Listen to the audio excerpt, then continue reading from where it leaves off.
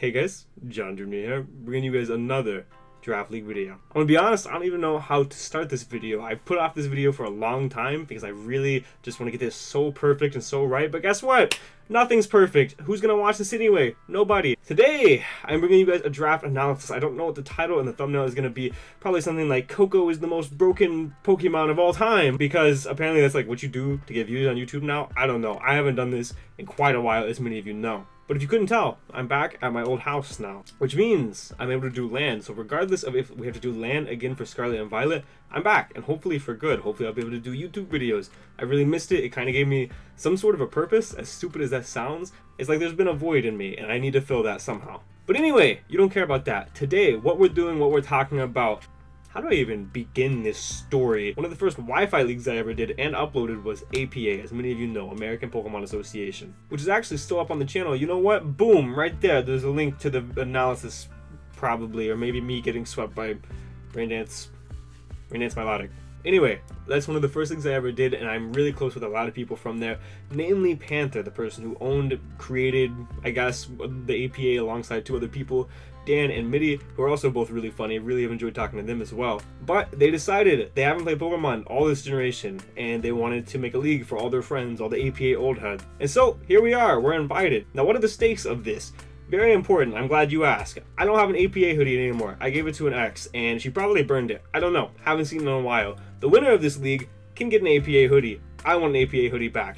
That's it, that's the stakes. I really want to win. But also, a lot of these guys played me whenever I first played the game, so they think of me as, oh, little tiny John with a hoodie, boom, picture right there, probably. I don't know, I'm not good at editing. They know me as this guy.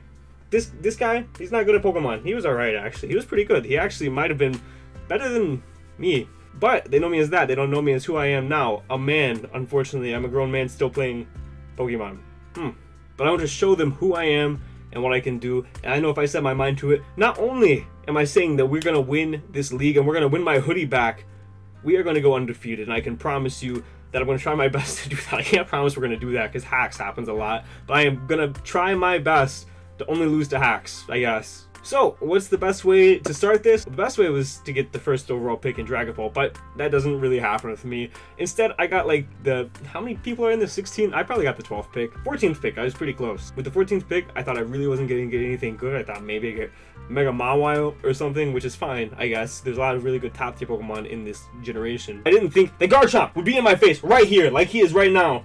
I don't know, did I edit that? Do I look stupid? Is there a Garchomp on the screen? I don't know, he's my dog.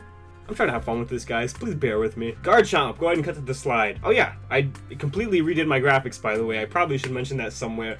I don't know. Check this out. Garchomp, my dog. He's a very good Pokemon. Probably a lot of people think top 5, 6, 7. I don't know. He's one of the best Pokemon in this generation. Should not be a 14th overall pick, but here he is, and I have him on the team. 14th overall pick with a lot of cool stuff still left on the board. Garchomp, you know what he does? He does Stealth Rocks, he has Scale Shot, he has Earthquake, and he has Swords Dance. That's really all he needs. Also has Fire coverage. He's just a really good breaker that I'm really excited to use and very, very versatile.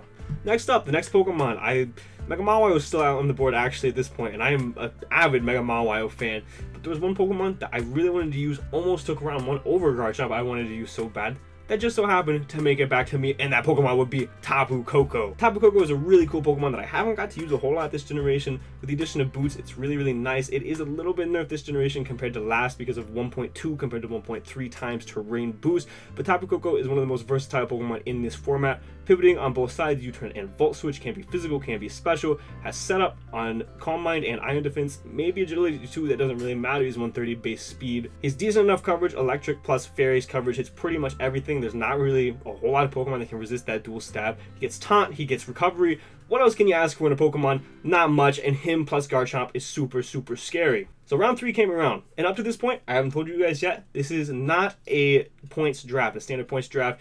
Everybody knows that Pokemon 18 through 1 or whatever it is in today's draft leagues, I don't know. This was actually tiers because all these people are old men, and we had to accommodate to what they knew. Because of that, we have Garchomp tier 1, Tapu Koko tier 1. That soaked up a lot of our points. We don't have a whole lot of options. If we get a Mega tier 1, we are gonna kind of struggle for our free points. We can get like a tier 2, tier 4, and tier 5.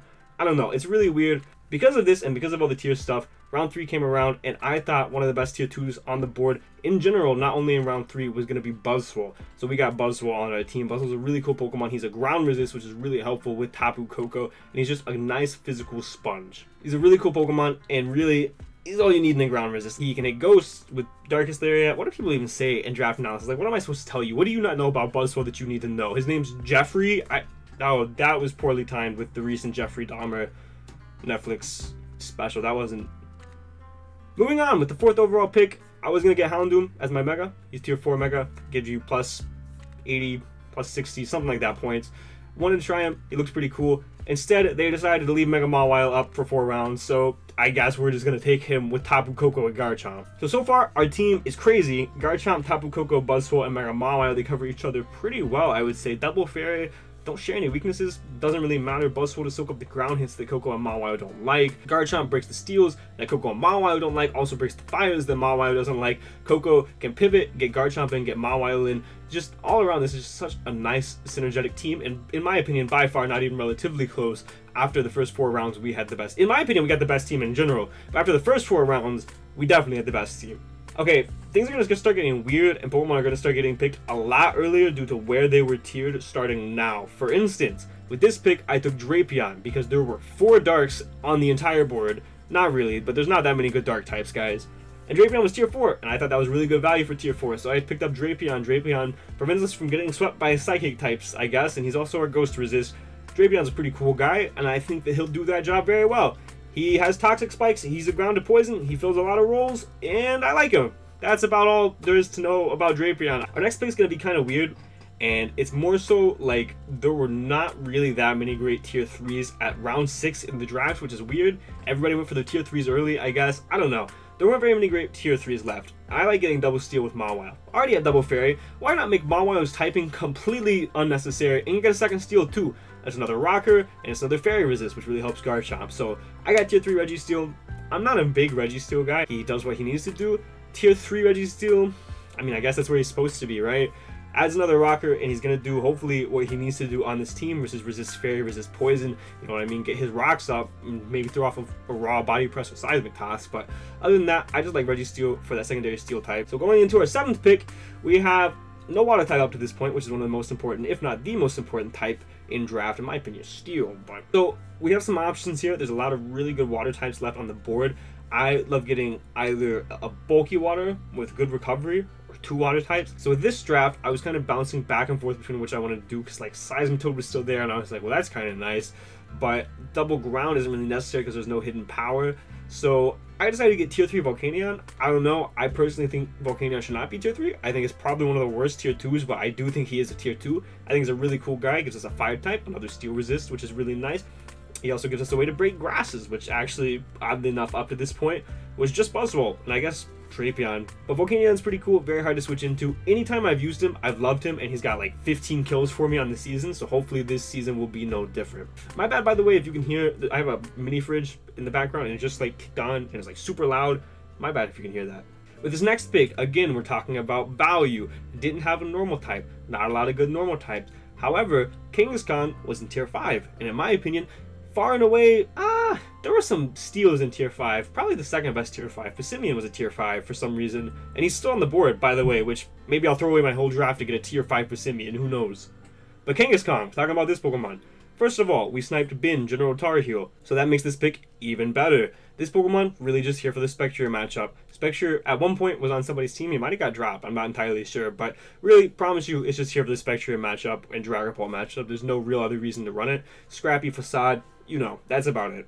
Our next pick, again, to me, this is great value. I know I said earlier, secondary ground, not really necessary, but I wanted another Rocker and I wanted another ground resist, because up to this point, it's just Buzzwole, we don't have any Bird. So with this pick, I decided to get tier 5 Torterra. And you might be asking yourself, John, tier 5 Torterra, that's pretty normal. Everybody puts Torterra in tier 5, and you're weird for liking Torterra and thinking it should be a tier 4 Pokemon. And to that, I say you're completely right. I have a Torterra fetish, I guess. I just really like this Pokemon. Torterra, to me, is one of the most reliable tier 5 Pokemon that I could possibly pick on the board. Stealth Rock's really nice. He has reliable recovery, he has Leech Seed, he has Edgequake, he has decent enough stabs. You can have Roar on him, I guess. I don't know. I think he offers quite a bit for being tier 5, and yes, he does have the kind of lackluster special defense, and then, 4 times Ice Weak, and a grass that doesn't resist water. But with Volcanion and another water coming on the way, really wasn't bothered too much by that. Next up, I wanted Regieleki. Straight up, I wanted to try out Regieleki. I thought in a league where it's a bunch of old men who don't know what they're doing, I could run house with Regieleki. However, Regieleki got taken, so instead I have to take very average Alolan Raichu with my Tapu Koko. I know I'm boring, but I'm not taking Hawlucha at the very least. Raichu, he's kind of cool, Surge Surfer. He has Rising Voltage now, which is really cool. Nasty Plot setup, he's fine. I am kind of excited to use him, but I really wish he was Regieleki instead. He's alright. He's a cool guy, I guess. And then lastly, we took this Pokemon last because nobody else could take it. Everybody else already had a Water, a Psychic, or both. And there was one person I think that didn't, and it was Panther. And I asked him, I was like, hey, are you taking Starmie? And he said, absolutely not. That Pokemon is trash. I don't know. He has a vendetta against Starmie, I guess. I don't know if he really said that, but it adds to the story. So Starmie, what Starmie does, Rapid Spin. Rapid Spin is greatly needed on this team. Let's go ahead and count out our defoggers. We've got 1, 2, and one's Koko and one's Volcanion. So I don't know if you can even say that we had one before this. One reliable one at the very least. However, Starmie, really reliable Rapid Spinner, and it gets Flip Turn this generation, which is really nice. Haven't used this since it's got Flip Turn. Starmie really brings together this team, and if you look at our team overall, and you compare it to the other teams, it's not even close. We are just by far the best team. It's like, we are here, and the other teams are here, and it's like that's being a little nice. It's like, we are here, and they're here. Not really relatively close, and I feel kind of bad just beating these old men into submission like this, but they ask for it, I guess. You know what I mean? Like, they told me I get a free hoodie if I win, which is like, are you kidding me? Really? Me? Of course I'm gonna win. Anyway, guys, all jokes aside, this is a very fun team. I'm very much looking forward to it. Boom! You can see it right there. Probably not. I don't know how to add it. It's a really fun team. Really looking forward to Koko plus Garchomp. We're already 3 weeks deep, and I decided to get this video out there to try to get some traction before Scarlet and Violet comes out. So hopefully, whenever Scarlet and Violet comes out, I can make a push to like grow as a channel, and hopefully, maybe in some amazing universe, we're able to hit 1,000 subs by the end of the year. Not counting on it, but if we do, that's fantastic. Anyway, guys, let me know what you guys think of the new graphics. One thing that I did want to mention, if you guys are still here, is you'll probably notice there's a dip of quality in the animated ones versus the non-animated ones. That's just how upscaling works, unfortunately. So let me know if you guys prefer the animation but lower quality, or if you guys prefer the still images, because some of them just have to be straight up still images. So you can kind of see the difference in quality there. So if you guys have an opinion on that, let me know down below. But other than that, week 1 uploaded at a later date. No promises of when, but thank you guys so much for watching. Be sure to check out anybody I link down below. I don't know if I will, but if I do, check them out. And for now, guys, this has been John Jr. signing off.